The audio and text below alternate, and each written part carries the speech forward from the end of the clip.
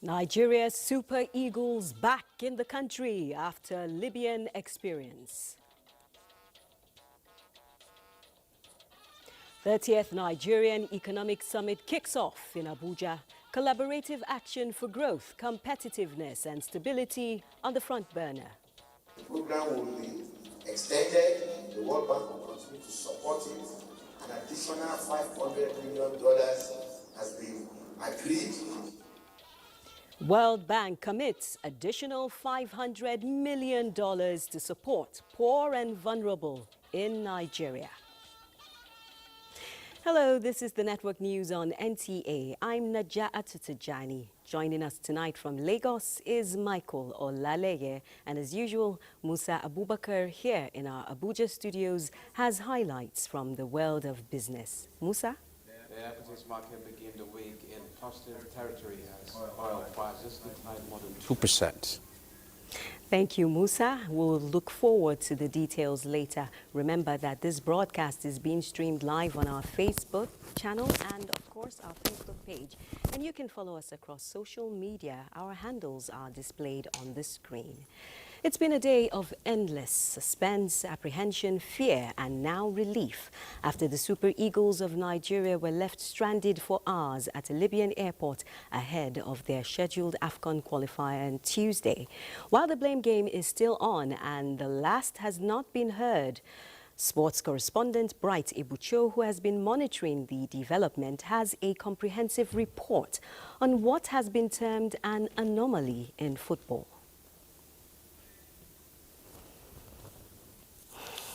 The Libyan government prevented the Nigerian mission from accessing the team for over 16 hours following their arrival.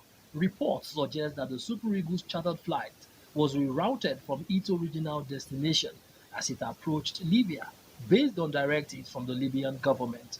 Upon landing at the location designated by Libyan authorities, the players and officials were stranded in an abandoned airport for more than 14 hours without any supplies. Just got back to Nigeria with the team. I just want to say a big thank you to all the support that we've been getting. Out of energy. It's been a long 24 hours. We've tried to do our best to keep our spirits high. Meanwhile, Minister of Sports Development John Eno criticized the actions of the Libyan authorities who held the Nigerian Super Eagles and their officials at Al Abrak Airport.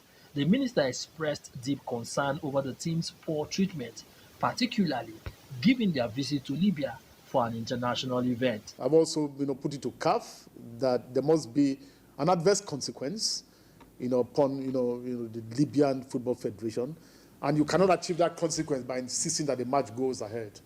Otherwise you create a very dangerous precedent, and then football that is regarded as a unifier and all that will no longer be a game of football anymore. This is football. Yes, we know that sometimes you play antics to win, but this is way beyond the usual football antics or the dark arts which it is called in modern day football.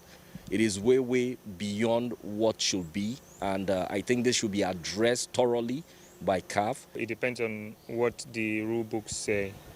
The thing is, if a replay is ordered, I expect that the game should be taken away from Libya.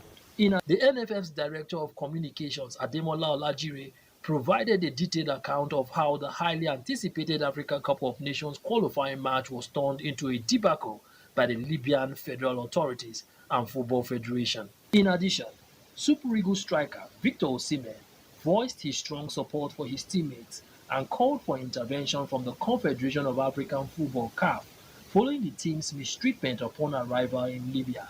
Osimhen took to social media to condemn the treatment as unacceptable and inhumane, raising further concern and calls for action as the Super Eagles withdrew from the AFCON qualifier under such challenging circumstances. Also, the Confederation of African Football has initiated an investigation into the incident involving the Super Eagles at the Libyan airport. For Sports Update, Bright Ebuchu, NTA News. Meanwhile, President Bola Tinubu welcomes the Super Eagles of Nigeria on their safe return home, having endured inhumane treatment at Al Akbra Airport, Libya. In a statement, President Tinubu recognizes football's unifying power in bringing nations and people together and views the treatment of the Nigerian citizens as unsportsmanlike. The president therefore expects the disciplinary board of the Confederation of African Football to conduct a thorough investigation and act accordingly. President Tinubu also commends the proactive coordination between the Ministry of Foreign Affairs and the Federal Ministry of Sports Development in addressing the unfortunate incident and ensuring the safe return of the players, whom he applauds for keeping their spirit alive despite the grueling and inhumane ordeal in Libya, in contrast to the spirit of the game deeply appreciated around the world. The Chairman, House Committee on Sports, Kabiru Ahmadu, has condemned the maltreatment of Super Eagles players in Libya. This follows hours of delay after the diversion of their flight to Al-Aqra instead of Benghazi. The lawmaker praised the Super Eagles for their tenacity and patriotic spirit, assuring them that the Nigerian government will always give priority to their welfare.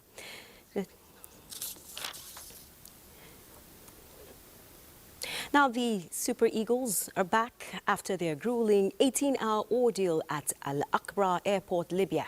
And sports administrator, former member, Nigeria Football League, Dr. Mike Enauro, joins us live for an analysis. Thank you for joining the Network News. Thank you very much. How are you? I'm fine, thank you, Doctor. Now, what do you think about this example? What do you make of the situation? The president called it bad sportsmanship. That's putting it very mildly. We're used to North African antics and brinksmanship when it comes to football matches. This is a reverse feature, and a couple of days ago they were in Nigeria and they pulled off some of these things by landing in Port Harcourt rather than going straight to Uyo. We already understand that this is a behavior of North African countries. Eyimba suffered the same thing in 2021, and Nigerian clubs have been dealing with this since the days of Segun Odegbami being restricted from playing with the 3SC when they traveled. So again, it's not new, but this is the extreme that we've seen in recent times, and it doesn't mostly happen in international football. It happens when club sides travel, and this is what they do because the eyes of the world is not watching what club officials met out to other clubs that come and visit them. So again, the world is just seeing what Nigerian club sides have had to endure. And when you get this type of results that Nigerian clubs travel and they don't do well, they've had to put up with this type of antics by North Africans. And every time they come this way, we extend the hands of friendship and sportsmanship towards them. So again, this is just the extreme that we have seen. And Libya is not just an isolated case. This has been happening way, way, way before now. Now, the president has called for an investigation. What do you think will happen differently this time around? And how would you describe a local and international response? I think the world is beginning to see because Sky Sports, CNN, and major international outlets have carried the story. It is appalling, to say the least. I mean, this is just something that we shouldn't allow in sports. It has no place in international sports because, again, CAF should really save African football. This is stuff that we're used to in the 70s and early 80s. We thought it was over and done with, but CAF is the regulator of African football, and FIFA, by extension of Libya being a member, would also have to answer to FIFA as well. So I think we should let CAF do its job. It's called on the disciplinary committee. That's the process. The Nigerians should also do an inquiry to figure out and formally see what kind of issues that they can raise based on what has just happened. I'm glad everybody is in high spirits.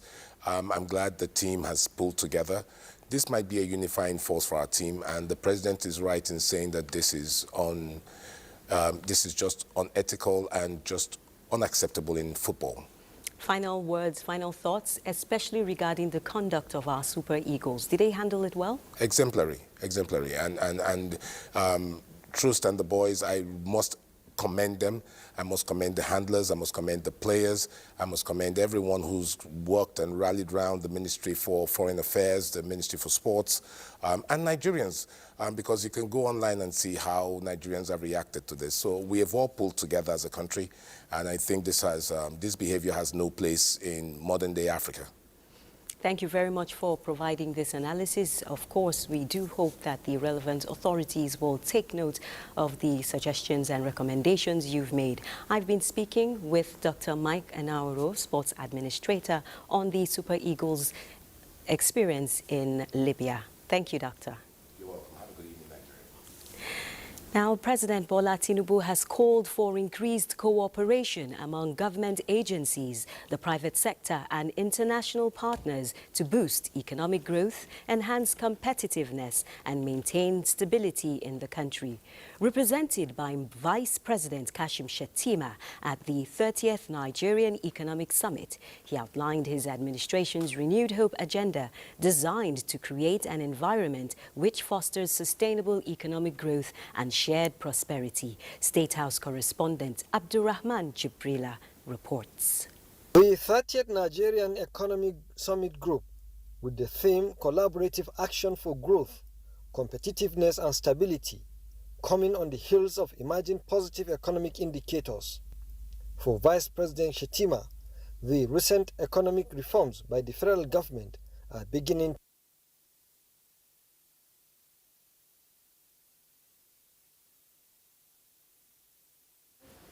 developing a comprehensive approach to alleviate food scarcity. Well, we do apologize for that. We seem to have lost the audio and will probably bring you back that report. Let's now join our business desk with Musa for more. Musa? Oh, thank you, Naja. Well, still on Nigerian Economic Summit, developing a comprehensive approach to alleviate food scarcity and agriculture financing through practical solutions requires collaborative effort for growth, competitiveness and stability. This is the submissions of discussants on strengthening the food system session at the ongoing 30th edition of the Nigerian Economic Summit Group in Abuja.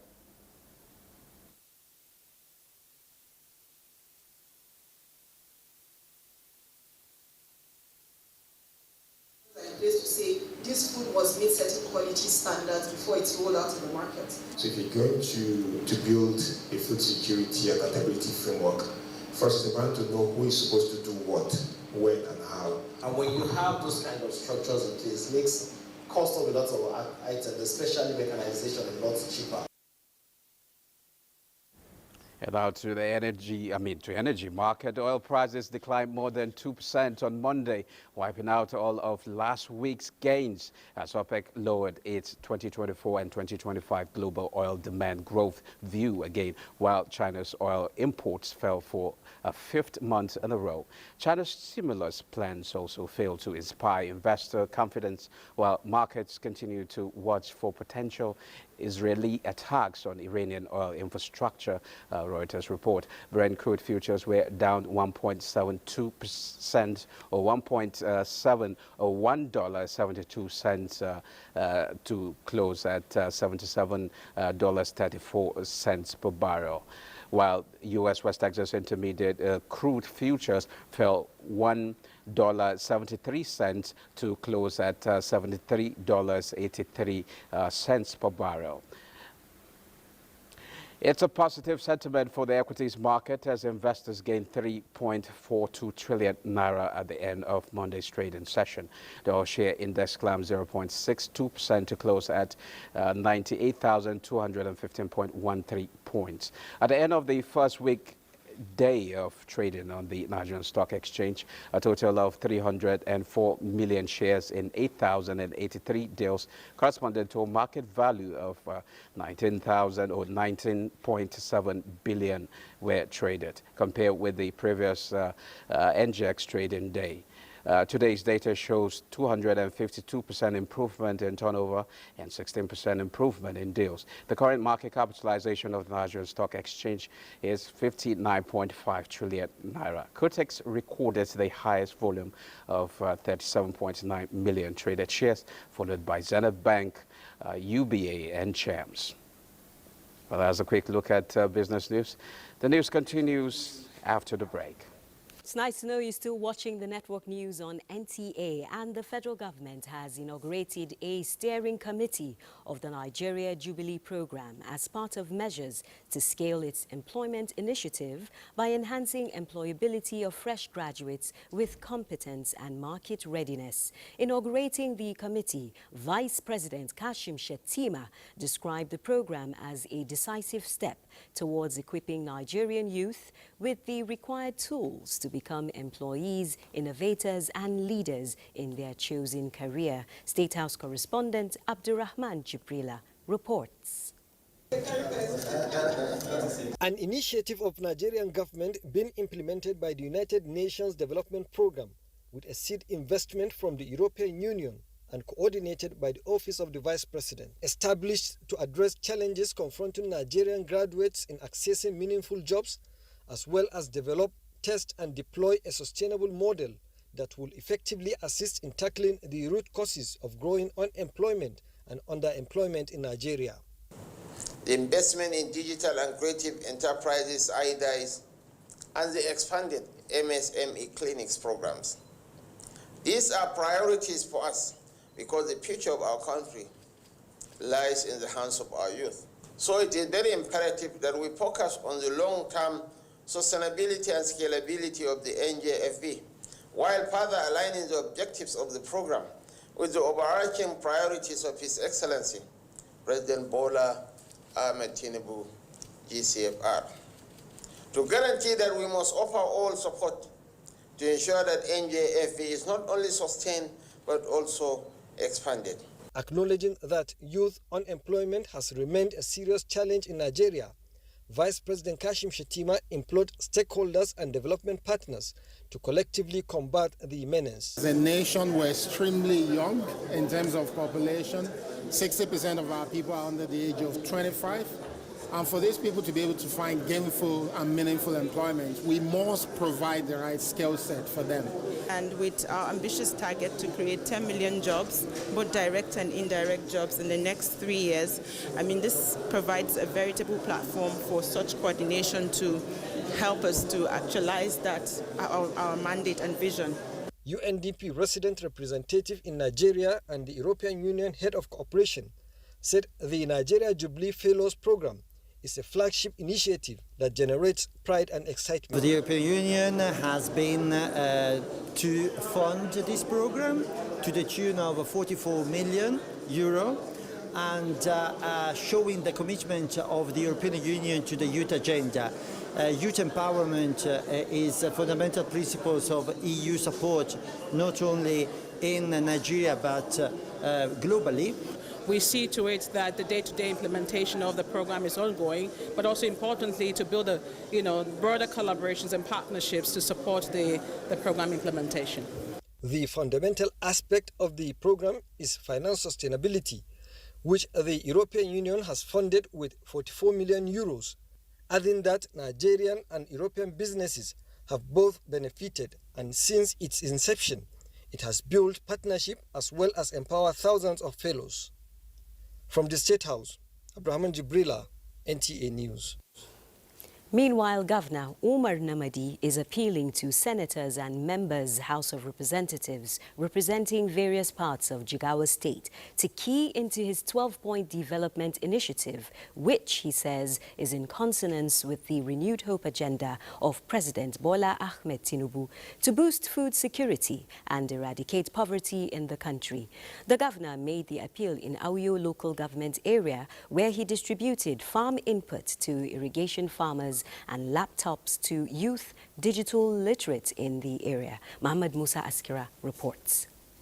300 water pump machines were distributed to 300 beneficiaries drawn from Auyo, Hadeja and Kafi Hausa local government areas of Jigawa State, in line with Governor Umar Namadi's desire to build a self-sufficient Jigawa in food production, given its all-year-round crop cultivation potential. The other part of the empowerment exercise is the distribution of 158 laptop computers to youth who were graduated from weeks of digital literacy training to support the digital economy drive of the state. The program, organized for beneficiaries within the Auyo, Hadeja and Kafi Hausa federal constituency, was witnessed by the member representing the federal constituency, among other dignitaries from other parts of the state. The governor always urged us to empower our people for the betterment of our community. The government is working to introduce more initiatives that will sustain the livelihood of our youth. Governor Umar Namadi knows that his 12-point development agenda is inconsistent with the renewed hope agenda of President Bola Ahmed Tinubu, hence the need for all political appointees and representatives to key in and make it a success for the good of the nation. This is exactly in line with our 12-point agenda. Now, empowering youth and boosting agricultural activities in Jigawa State. And for anybody who is from Jigawa State, not only Jigawa State, in Nigeria today, agriculture is the only way out to remove our people out of poverty. He assures the Jigawa people that he will work closely with all that matter in Jigawa State to achieve the objectives of his administration. In Dutse, Muhammad Musa Askira, NTA News. The World Bank has pledged to commit an additional $500 million to entrench the federal government care support program for the vulnerable and poor across Nigeria. The national coordinator of the program, Dr. Abdul Karim Obaje, at a peer learning experience sharing event in Port Harcourt, said an estimated 9.2 million Nigerians have so far benefited from the program in the last 3 years. Kingsley Amajiri reports. Nigeria Community Action for Resilience and Economic Stimulus (NGCare) program is a federal government and World Bank intervention program targeted at reducing the impact of COVID-19. Before the $500 million that we're expecting on the additional financing comes, our promising the World Bank that with that $500 million, we are going to produce results worth $1 billion. The Nigerian Governors Forum is also a strategic partner in the implementation of the program. Over the course of these zonal events, we have seen firsthand the innovative approaches being adopted across the states, addressing critical issues such as poverty alleviation, healthcare, education, and economic transformation. The government has requested that the program should not close in December 2024 and that the program should continue. The World Bank management has agreed to that the program will be extended. The World Bank will continue to support it. An additional $500 million has been agreed. Out of the $750 million voted for the program from 2021 to 2024, the NG Cares says $645 million has been disbursed to 9.2 million beneficiaries across 36 states and the Federal Capital Territory. In Port Harcourt, Kingsley Amajiri, NTA News. On the health scene, in line with the renewed hope agenda of President Bola Ahmed Tinubu to improve healthcare services in rural areas, critical medical equipment have been donated to 2 primary healthcare centers in Ujumu local government area of Kogi State through the National Lottery Trust Fund. Jonathan Omajali has more. In line with its mission to address critical needs, the National Lottery Trust Fund identified 2 communities in Ijumu local government area of Kogi State to enhance their health sectors. The communities, Iyagbede and Ikoyi, were in joyous mood as various medical equipment, including diagnostic equipment, surgical tools, patient care supplies, and laboratory diagnostic instruments, among others, were given to their primary health centers.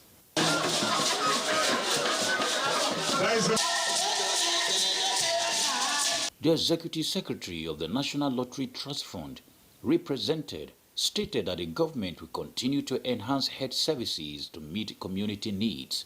The agency will be coming for monitoring and feedback Actually, the people were happy, and we have told them that it's just the beginning of the dividend of democracy they have started seeing. And with the assistance of the minister, I think we will even do more than what they have asked. Stakeholders praised the initiative as a clear sign of the government's commitment to addressing health issues in rural areas.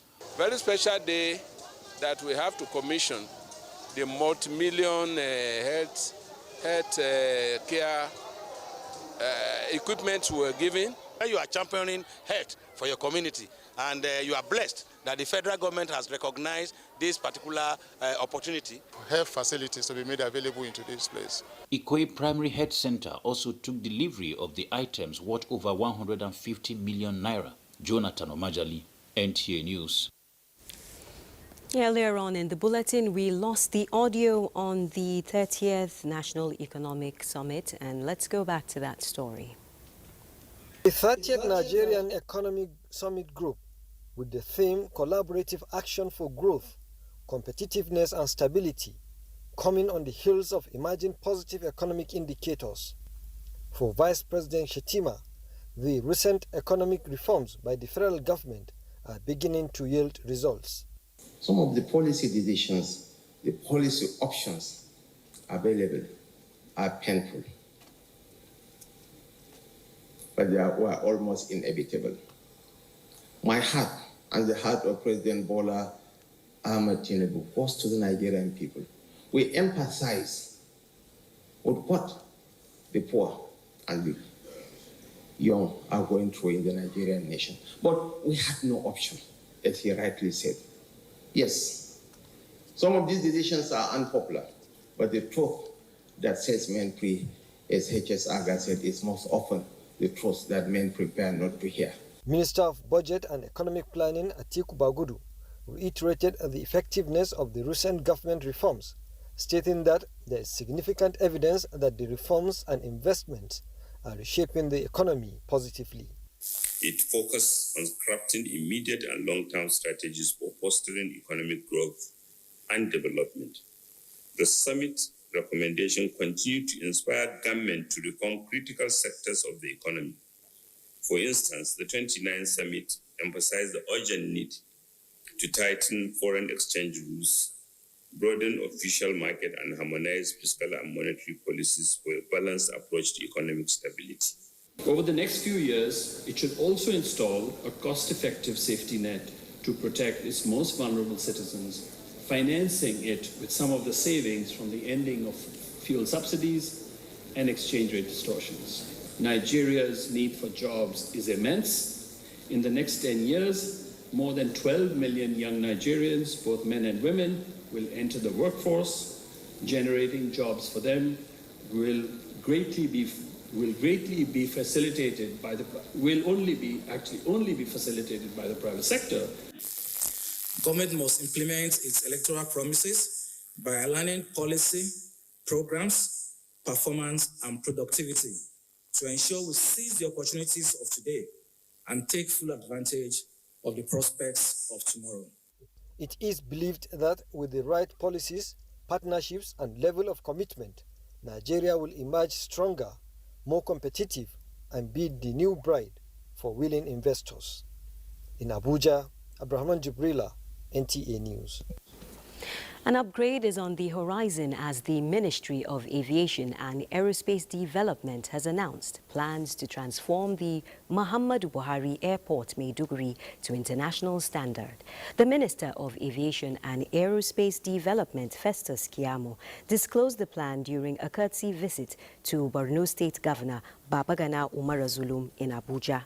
The minister said Muhammadu Buhari Airport has a high potential of driving economic and social activities on international capacity and pledged to officially take off on January 1, 2025.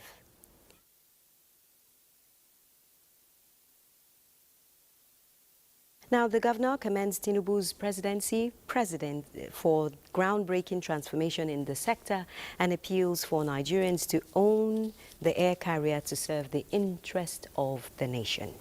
And now the NTA is in the news as the Nigerian Television Authority has pledged continuous commitment to projecting the voices of women and girls for proper gender mainstreaming in national development. The pledge was reaffirmed by the Director General of the Nigerian Television Authority, NTA, Salihu Abdulhamid Dembos, while receiving an award of honor presented by the Association of Nigerian Female Students. Ngozi Technico reports that the Director General was represented at the occasion by the General Manager, NTA International, Oganya Simon. The Director General, alongside other awardees, shared the passion and inspiration of the founder of the Association of Nigerian Female Students, which is to bridge the gender gap in leadership position of the umbrella body of Nigerian students, where only 2 positions were reserved for female students out of 15. The DG got this award for giving voice to issues relating to women and the girl child. And his message to them is that impossibilities should cease in their dictionary. They should know that there is no limit to what they can achieve. It's not just about domesticating the gender bills, and more importantly, it's about investing in them. To have integrity and pedigree in everything you do in life. Ensuring the proper mentorship of the female undergraduates to deal with the common vices in campuses, stakeholders prefers the antidote. And also to bring our female together to come and learn from the feet of our leaders. Getting skills, payable skills that can help you raise money while on campus. Not only their voice, I will continue to be their commander to fight for their rights. The Association of Nigerian Female Students used the event to present its maiden magazine to the public. Ngozi Technico, NTA News. Yes, NTA always champions the cause of the girl child. Meanwhile, Borno State Governor Babagana Umar Zulum has reaffirmed his administration's commitment to transforming Sangaya, or traditional Quranic education system. The governor reiterated this commitment while inaugurating the Community Islamic College in Gwaya headquarters, during which he outlined a strategic plan for the system. Mohamed Goni reports. A Community High Islamic College in Kwaya, inaugurated by the Gombe State Governor Mohammed Ino Yahaya, is part of a broader initiative to establish high Islamic colleges across the state. The inauguration ceremony also featured presentation of back-to-school campaign materials such as bicycles, uniforms, books and bags to school children. I feel highly elated and we feel proud, Your Excellency, of your accomplishments as a governor. And not only that, you've been showing the light and the way for others to follow. Professor Zulum assured that by the first quarter of 2025, all qualified teachers will be placed on the correct salary scale and grade level following their upgrade training. Our efforts in education are just one part of broader plan to improve the living conditions of our people. As part of our ongoing resettlement program, we are ensuring that essential social amenities are put in place to strengthen local governance. Commissioner for Education, Science, Technology and Innovation, Lan Abawo Kilbe, noted that the state has witnessed unprecedented transformation in the education sector. Other speakers at the occasion that include the Emir of Biu, chairman of the Arabic and Sangaya Board, representative of the NUT, among others, applauded the giant strides made in the education sector. Gombe State Governor also inaugurated Government Lodge in Kwaya, Juma Mosque, an Islamic school, as well as primary health care center at Fikael in Bayo local government area. In Maiduguri, Mohamed Goni, NTA News. In neighboring Yobe State, farmers are celebrating the successful utilization of farm implements and input recently distributed by the state government. The initiative aimed at boosting agricultural productivity to enhance food security has already started yielding positive results. Yunusa Suleiman reports. Yobe State Government's recent procurement and distribution of multi-billion naira farm machineries and inputs to farmers across the state emphasizes its commitment to re-establishing the state as a leading producer of agricultural products. The distribution of 4,202 solar-powered water pumping machines, such as the one being utilized in a rice farm in Nigeria local government area, demonstrates the government's focus on environmentally friendly and cost-effective solutions. This is important given the recent surge in petrol price per litre. It's very beneficial to us. As you can see, we are using it right now, more especially the solar pumping machine. Going by the cost of the fuel, it really helps in terms of reducing the cost of production and this thing. So definitely it's a very affordable and commendable program. And we are calling on the state government and His Excellency to continue with this program to help farmers a lot to boost production in the state.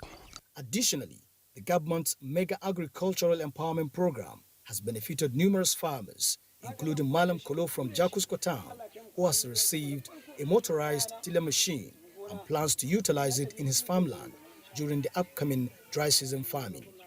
Similar to Abubakar Grema and Malam Kolo, many beneficiaries across the state are eager to put these machines to use, showcasing the program's positive impact. In the Matru, Yunusa Suleiman, NTA News. Tragedy has struck residents of Amusu in Orile-Igomu area of Lagos State who were given a rude early morning shock when one of the residential buildings in the vicinity collapsed. Lanre Bilei has the details. Mama Olaitan, a 74-year-old landlady, stared at the wreckage, which was once a 25-year-old building adjacent her home. She believes divine intervention played a part in the residents escaping the collapse as it happened within seconds. One lady is washing his mouth. I call her, you this guy, you know they hear what, oh yeah, come out now. Later on, he come out. As he come out, immediately that house break. On my way getting down, I saw a shop under the building that's coming down gradually this morning. So immediately I rushed back to my house, called my wife. We ran out of the house. The minute we ran out, the house collapsed. I want our own government is to ensure that whenever they are served, they should monitor them and ensure that people really leave that place immediately. No life was lost as residents have evacuated before the building came down. Government officials on site who refused to comment on camera wondered why people are still occupying the structure, which has since been served demolition notice. Meanwhile, some residents of the building have started picking what they could salvage from the wreckage. In Lagos, Lanre Bilei, NTA News. Let's now join Michael in Lagos for more updates from that zone. Michael.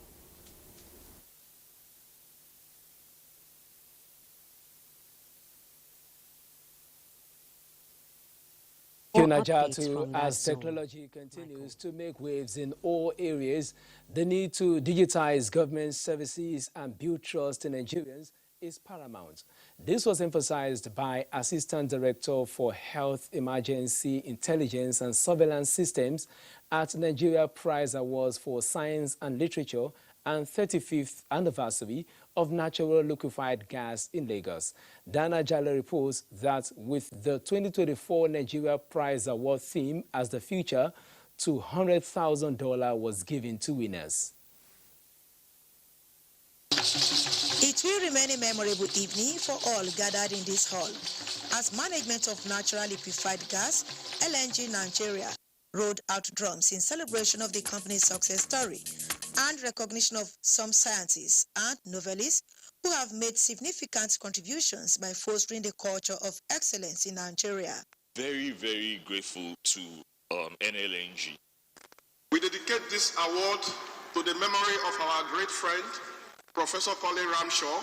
Late Professor Emeritus Ayobanjo, a towering figure in the world of academia, and late Professor Emeritus Umaru Shehu, a distinguished scholar, also formed part of the award recipients. Managing Director, LNG, speak on positive impacts of cleaner energy.